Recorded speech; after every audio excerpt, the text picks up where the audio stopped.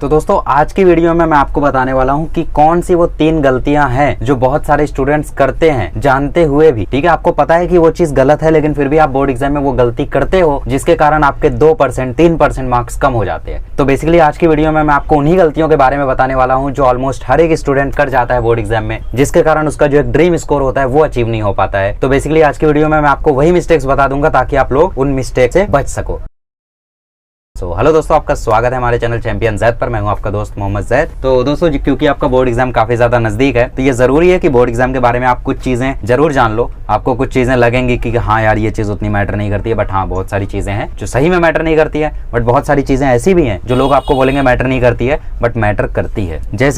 जैसे कि सबसे पहली चीज जो बहुत मैटर करती है वो होती है paper presentation and hand writing. मतलब देखो, सबसे पहली बात कि आपकी हैंड राइटिंग भले अच्छी ना हो, एक पल के लिए एक एवरेज हैंड राइटिंग चल जाएगी, लेकिन पेपर प्रेजेंटेशन बहुत ही ज्यादा जरूरी है। और अगर आप पेपर प्रेजेंटेशन के बारे में नहीं जानते हो तो मैंने कई सारे वीडियोस अपलोड किए हैं, English paper presentation, Hindi paper presentation, ये सब 10th 12th दोनों के स्टूडेंट्स देख सकते हैं।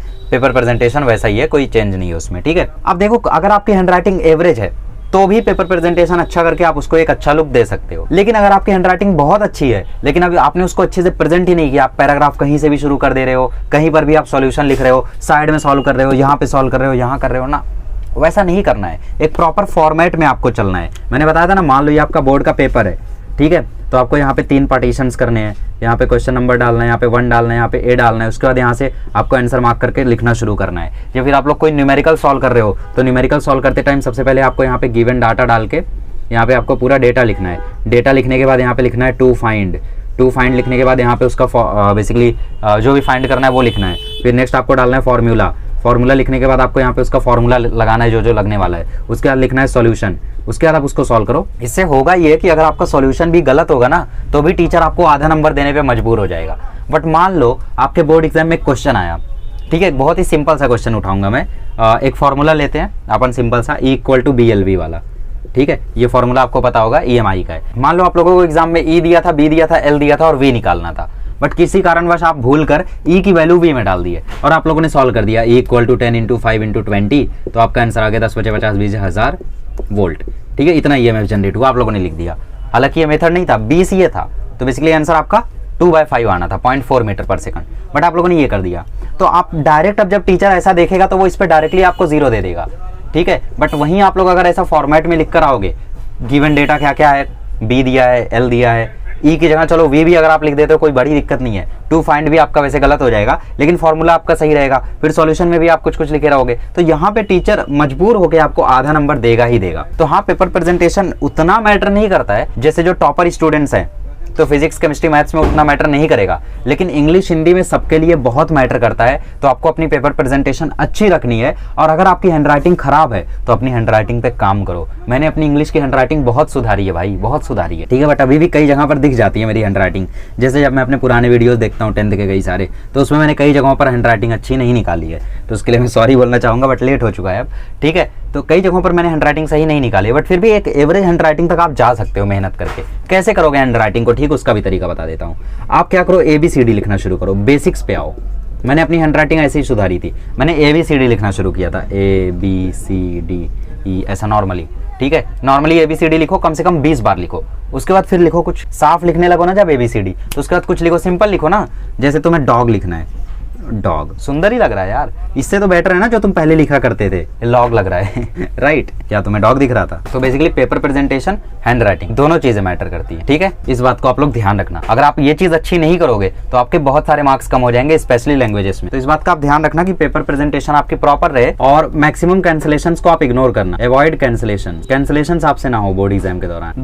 दूसरी और सबसे भारी गलती जो लोग करते हैं बोर्ड एग्जाम के लिए वो होती है ऑब्जेक्टिव्स को नेग्लेक्ट करना। मतलब लोग सोचते हैं कि यार 1-1 मार्क्स का फिल इन द ब्लैंक आएगा, 10 में से मान लो 2 गलत भी हो जाता है तो क्या। लेकिन रियलिटी ये होती है कि 18 मार्क्स 12th में 18 मार्क्स का ऑब्जेक्टिव आता है, उसी में मैक्सिमम मार्क्स सबके कटते हैं। मतलब अगर तुम मुझे अब मेरे 12th के बोर्ड एग्जाम में 18 में से हर एक physics chemistry bio even math भी ले लो, अगर तुम मुझे उसमें 18 में से 18 दे देते ना, मेरा 93% आ जाता बोर्ड एग्जाम में। 10% का अंतर आ रहा है क्योंकि ऑब्जेक्टिव्स को मैंने काफी नेग्लेक्ट किया। और ये नेग्लेक्ट इसलिए हुए क्योंकि टेक्स्ट बुक रीडिंग सही से नहीं हुई, राइट। जेई के चक्कर में क्वेश्चन सॉल्विंग के चक्कर में कभी टेक्स्ट बुक रीड करने का उतना मौका ही नहीं मिला, या शायद मौका मिला तो हमने उतना किया नहीं, राइट। तो आपको ऑब्जेक्टिव्स को नेग्लेक्ट नहीं करना है, आपको पीवाईक्यूज से देखना है, ठीक है, पीवाईपीज पीवाईक्यूज से आपको देखना है, previous year papers previous year question से आपको देखना है कि कैसे ऑब्जेक्टिव्स आए हैं, कैसे कैसे क्वेश्चन पूछे हैं, कौन से चैप्टर से ज्यादा क्वेश्चन पूछे हैं। ये गलती काफी लोग करते हैं, पीवाईक्यूज को देखकर नहीं जाते, पीवाईपीज को देखकर नहीं जाते। भाई देखकर जाना है, कोई भी एग्जाम ले लो आप, XYZ कोई भी एग्जाम ले लो, previous year papers previous year question, इससे महान कुछ भी नहीं है उस एग्जाम के लिए, ठीक है। तुम्हें कुछ नहीं आता है, पीवाईक्यूज पीवाईपीज देख के चले जाओ, कुछ तो आ ही जाएगा। तो ये गलती आप मत करना, ऑब्जेक्टिव्स को नेग्लेक्ट मत करना, और इसके लिए सबसे बड़ा अस्त्र आपके पास है text book reading. Text book reading अगर करते हो तो ऑब्जेक्टिव्स भी आपके हो जाएंगे और काफी सारी चीजें हो जाएंगी।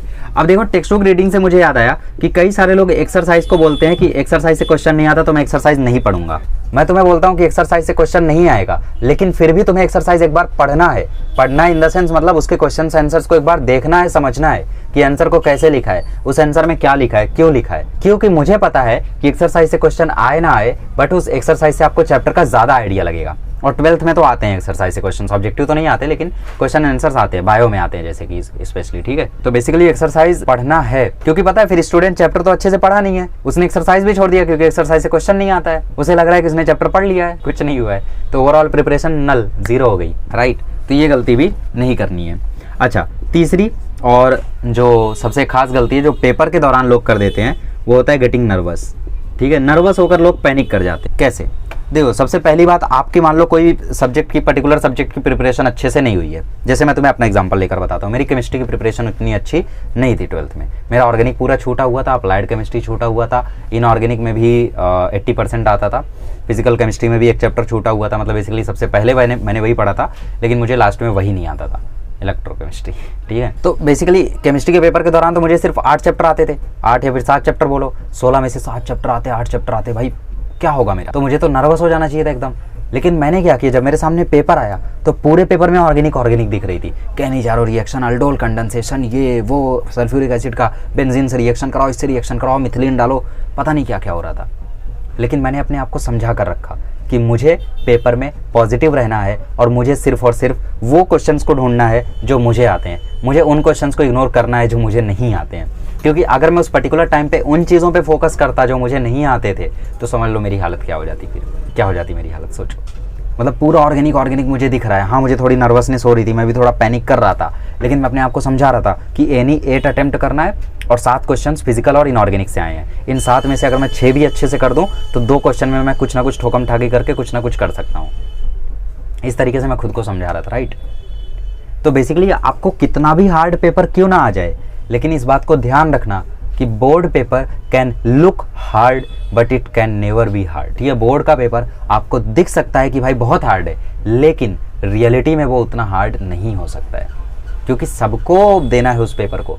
और बोर्ड एग्जाम वाले टारगेट नहीं करते कि तुम्हें फेल करना है, तुम्हें फेल करना है, तुम्हें फेल करना है। वो पेपर इसलिए लेते हैं ताकि आप पास हो जाओ, राइट। कुछ एग्जाम रिजेक्शन के लिए होता है, कुछ एग्जाम सिलेक्शन के लिए होता है। तो जो जेई वगैरह होता है वो रिजेक्शन के लिए होता है, क्योंकि उसमें सिर्फ 10,000 को लेना है 20 लाख में से। आप में क्या चाहेगी गवर्नमेंट, आप में क्या चाहेगा बोर्ड, कि मेरे बोर्ड से, मेरी गवर्नमेंट, मेरे स्टेट से लोग 100% पास हो, राइट। तो पेपर कभी भी उतना हार्ड होता नहीं है। तो कितना भी हार्ड पेपर क्यों ना आ जाए, मान लो बहुत हार्ड पेपर आ भी गया, लेकिन आपको नर्वस नहीं होना है। आपको उन क्वेश्चंस को ढूंढना है, मिलेंगे 100%, 110% आपको वो क्वेश्चन मिलेंगे जो आपको आते रहेंगे। तो बस आपको उन्हें ढूंढना है और उनका शिकार करना। तो बोर्ड एग्जाम के दौरान इन गलतियों को आपको अवॉइड करना है, ताकि आपकी जो प्रिपरेशन है, आपका जो मेहनत है, आपका जो हार्डवर्क है, उसका फल आपको एंड में मिल सके। Okay, so please mind these things. और कोई और ऐसी चीज़ हो जो आपको लगता हो इंपॉर्टेंट है और मुझसे छूट गई हो, so you can comment that. Okay, एक और चीज़ कि आपको बोर्ड एग्जाम के दौरान हाइड्रेटेड रहना है। ठीक है, आपको पानी पीते रहना है जल्दी जल्दी, ताकि आप लोग मतलब आपको पानी पीते रहना है थोड़ा सा। जैसे मैं तो पानी नहीं पीता हूँ एग्जाम के दौरान, बट फिर भी मैं मानता हूँ कि पानी पीते रहना है, ताकि सर्कुलेशन प्रॉपरली चलता रहे, ऑक्सीजन मिलता रहे आपकी बॉडी को, और आप सोच सको चीज़ों को better. Okay, so this is it, I think that's it for today. Okay, कोई और चीज़ है तो बताओ आप लोग। Okay, so thank you so much.